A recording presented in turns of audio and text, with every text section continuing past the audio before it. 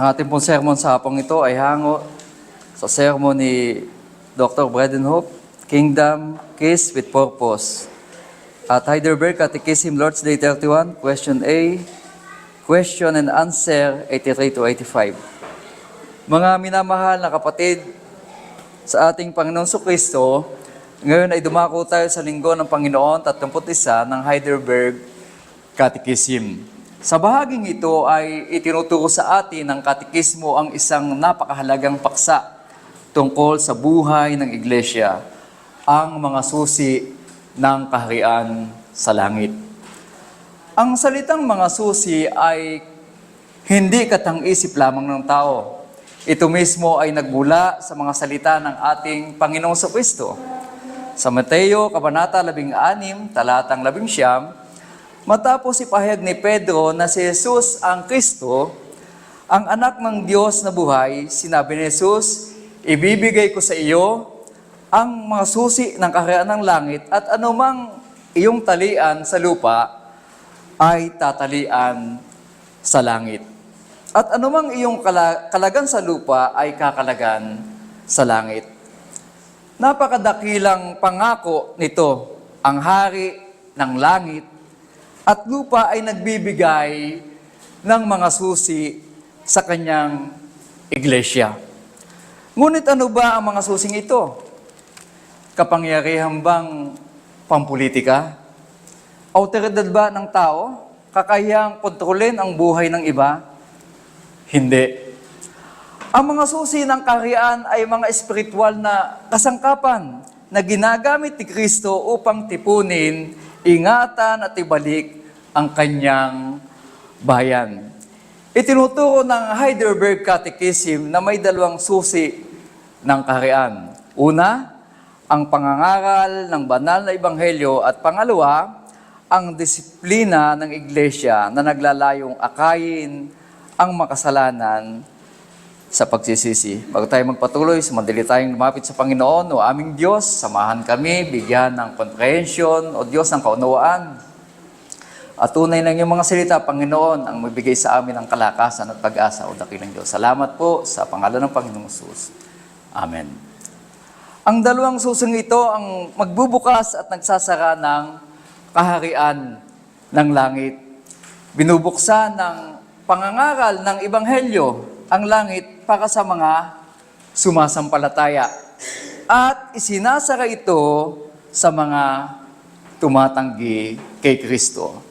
Binubuksan ng disiplina ng iglesia ang daan ng panunumbalik para sa nagsisising makasalanan at isinasara naman ito para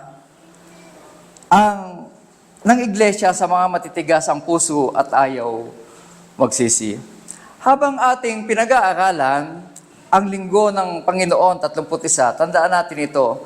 Ang mga susing ito ay hindi pag-aari ng iglesia dahil sa kapangyarihan ng tao. Pag-aari ito ni Kristo.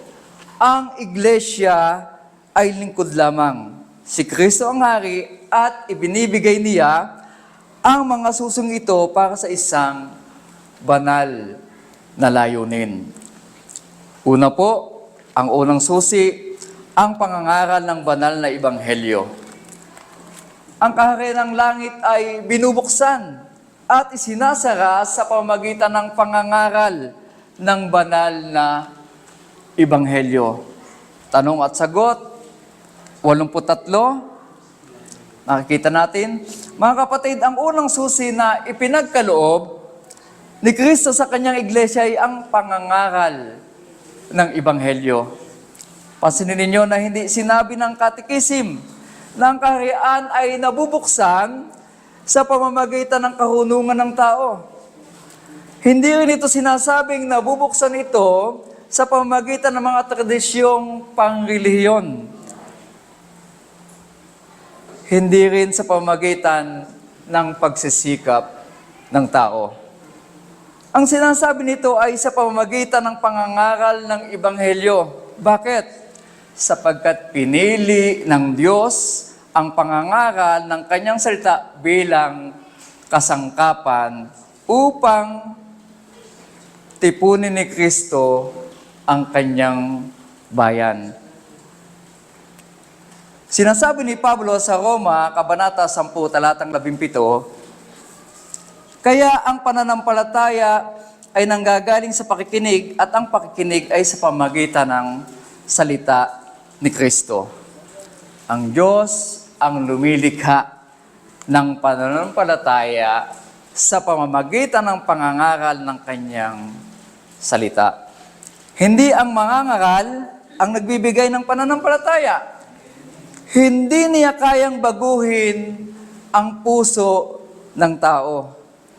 Taliwas doon sa ating unang pagkaalam. Ang Espiritu Santo ang kumikilos sa pamamagitan ng ipinangaral sa salita upang dalhin ang makasalanan kay Kristo. Kaya ang pangangaral ay hindi lamang isa sa maraming bahagi ng pagsamba. Ito ang sentro ng pagsamba. Sapagkat sa pangangaral mismo ay nagsasalita si Kristo sa kanyang iglesia. Binubuksan ng Ebanghelyo ang kaharian para sa mga mananampalataya. Ipinapaliwanag ng Katikisim, ang kaharian ng langit ay binubuksan sa pamamagitan ng hayagang pagpapahayag ng sumasampalataya na tunay na pinatawad ng Diyos ang lahat nilang kasalanan dahil sa mga merito ni Kristo. Pansinin ang saligan ng kapatawaran. Hindi ang ating kabutihan, hindi ang ating pagsunod, hindi ang ating mga gawa, kundi ang mga merito ni Kristo. Ito ang puso ng Ebanghelyo. Hindi tayo nakatatayo sa harapan ng Diyos dahil sa ating gawa o nagawa. Nakatatayo tayo dahil sa ginawa ni Kristo. Namuhay siya ng ganap na buhay na hindi natin kayang ipamuhay. Pinasa niya ang kapakusahan na nararapat sa ating mga kasalanan. Lubos niyang tinugunan ang katarungan ng Diyos. At siya ay muling nabuhay bilang matagumpay na manunubos. Kaya kapag ipinapangaral ang Ebanghelyo, inihahayag ng iglesia, may kapatawaran ng kasalanan dahil binayaran ni Kristo ang halaga nito. Ito ang dahilan kung bakit ang tunay na pangangaral ay nakasentro kay Kristo. Ang sermon na puso na puro utos lamang, ngunit hindi ipinapakilala ang ginawa ni Kristo, ay hindi pa naipangaral ang puso ng Ebanghelyo. So pagka ganon, yung parang pag-message, parang doon yung mga message na parang motivational lang, yung nagmamotivate lang. So hindi po daw yon, kundi ang ipinapangaral dapat si Kristo mismo, yung ginawa ni Kristo. Ang buhay Kristiyano ay hindi nagsisimula sa mas pagbutihin mo pa, kundi sa sumasampalataya ka sa Panginoong Jesucristo. Dapat ipangaral ang Kristong ipinako sa krus. Ganito ang pagkaunawa ni Apostol Pablo. Sinasabi niya sa 1 Korinto, Kabanata 1, talatang 23, ipinapangaral namin si Kristong ipinako sa krus. At muling niyang sinabi, ipinasya kong walang malaman sa inyo kundi si Jesucristo at siya na ipinako sa krus. So alam ni Pablo ang pinakamalaking pangangailangan ng tao. Hindi payo, kundi kaligtasan. Hindi lamang pampalakas ng loob, kundi pakikipagkasundo sa Diyos. Hindi simpleng pagbabago ng ugali, kundi pagtubos, at ang pagtubos ay matatagpuan lamang kay Kristo. Kaya ang tapat na pangangaral ay laging nagdadala sa atin sa krus. Sa krus ay makikita natin, ang Diyos ay banal, malubha ang kasalanan. Totoo ang paghuhukom, ngunit higit na dakila ang biyaya sapagkat binuksan ni Kristo ang kaharian. Isinasara rin ang Ebanghelyo ang kaharian. Ngunit itinuturo rin ng katekismo ang kabilang panig, ang Ebanghelyo ay nagsasara rin ng kaharian. Sinasabi nito, ang kaharian ng langit ay sinasara sa pamamagitan ng hayagang pagpapahayag sa mga hindi sumasampalataya at sa mga mapagkunwaring habang hindi sila nagsisisi, nananatili sa kanila ang puot ng Diyos at walang hanggang kaparusahan. Mahirap itong katotohanan, ngunit ito ay katotohanan ng kasulatan. Ang Ebanghelyo ay hindi lamang paanyaya, ito rin ay utos. Inuutosan ng Diyos ang lahat ng tao saan man na magsisi. Ang tumatanggi kay Kristo ay mananatili sa lalim ng hatol. Sinabi ng John 3:36, ang sumasampalataya sa anak ay may buhay na walang hanggan. Ngunit ang hindi sumusunod sa anak ay hindi makakakita ng buhay, kundi nananatili sa kanya ang puot ng Diyos. Ang parehong salita na nagdadala ng kaligtasan ng mananampalataya ay naghahatid naman ng hatol sa hindi sumasampalataya. Kaya bawat sermon ay humihingi ng tugon. Walang sinumang nakikinig sa Ebanghelyo na nananatiling walang pagbabago. Ang tanong, lalapit ba ako kay Kristo o patuloy ko siyang tatanggihan? At alam natin, hindi naman lahat ay tumutugon talaga once na ipinangaral ang Ebanghelyo. Marami ay tumatanggi rin at hindi nila pinakikinggan ang nararapat sanang tanggapin nilang makapagliligtas sa kanila. Ito ay ang salita ng Panginoon. Pangalawang susi, ang disiplina ng iglesia tungo sa pagsisisi.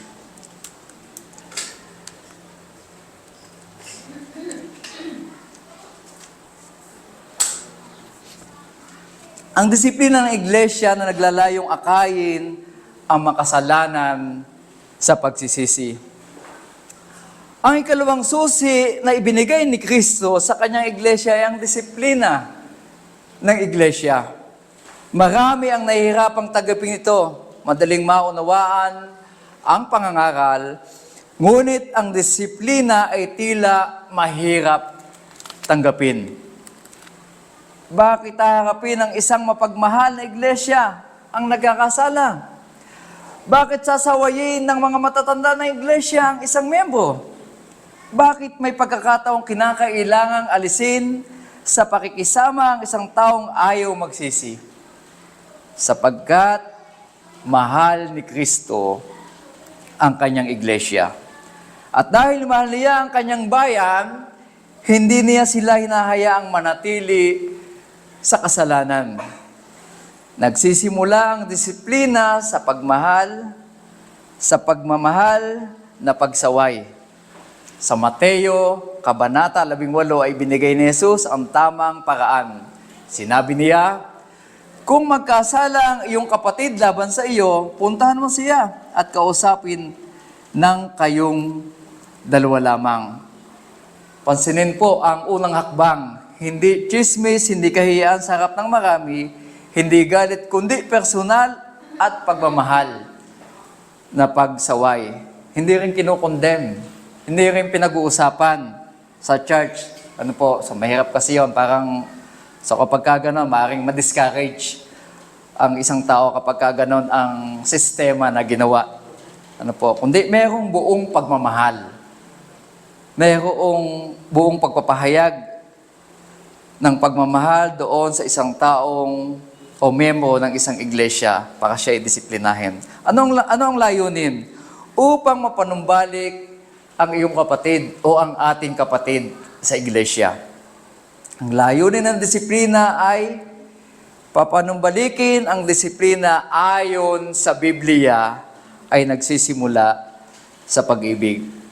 Sa ating kalagayan, wala pa namang nadidisiplina, ewan ko lang, kapag may disiplina kung babalik, So, hindi pa naman talaga totally napapractice. Pero ito yung malinaw na sinasabi, kasama yun sa susi. So, doon matetest talaga kapag ka nadisiplina. Hindi naman i-condemn, magkaiba ho yun. Pagka kinamdem na, mahirap. Hindi rin naman tinitiwalag. So, binibigyan ng pagkakataon upang muling makabalik doon sa mga pribilehiyo na kagaya ng tinatanggap ng mga miyembro na hindi nadisiplina, halimbawa, ng pagtanggap ng banal na hapunan. So, pinangangalagaan ng disiplina ang kabanalan ng iglesia. So, yun po ang dahilan. Mayroong church talaga, hindi nagdidisiplina. At almost 15 years ako nagpasto sa evangelical, pag mayaman, hindi po natin disiplina. Totoo po yun. Almost 15 years ako nagpasto sa evangelical church, pero pag mayaman, hindi po nadidisiplina. So, hindi, mahirap isipin kung bakit ganon, po.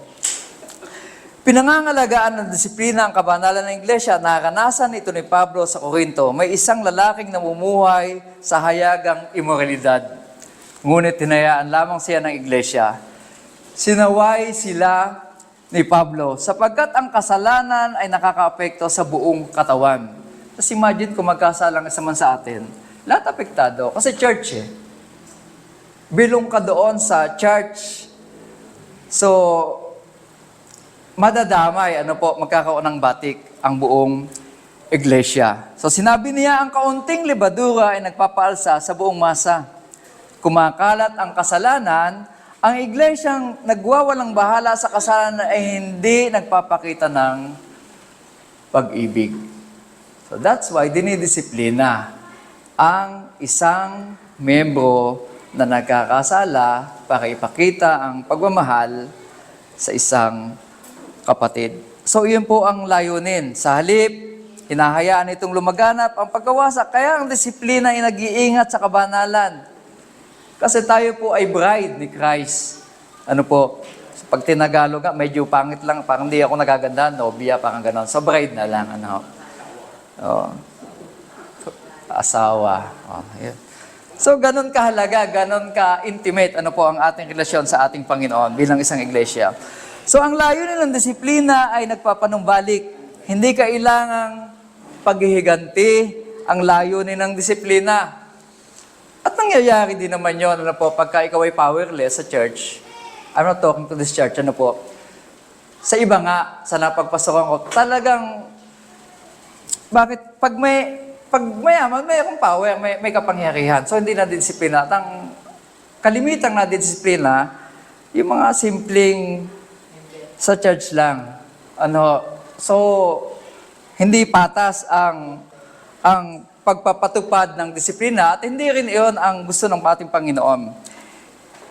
Hindi kailangan paghihiganti ang layo ng disiplina, inuutos ni Pablo na alisin ang taong ayaw magsisi sa pakikisama ng iglesia. Ngunit sinabi rin niya, upang ang kanyang espiritu ay magligtas sa araw ng Panginoong Hesus, mahigpit ang disiplina sapagkat seryoso ang kasalanan. Ngunit may pag-asa ang disiplina sapagkat makapangyarihan ang biyaya ng Diyos. Ang layunin ay magsisi, manumbalik at muling makipag-isa kay Kristo. Kapag nagsisisi ang makasalanan, nagagalak ang buong iglesia. Ang nawawalang tupa ay nakapakabalik, ang ligaw na anak ay umuwi na at nagtagumpay ang biyaya ng Diyos. Pangalawang puntos at kahuli-hulihan, yung summary, ang pinakalayunin ng mga susi, ang kaluwalhatian ng Diyos. Matapos ipaliwanag ang dalawang susi, itanong natin, bakit ibinigay ni Kristo ang mga ito?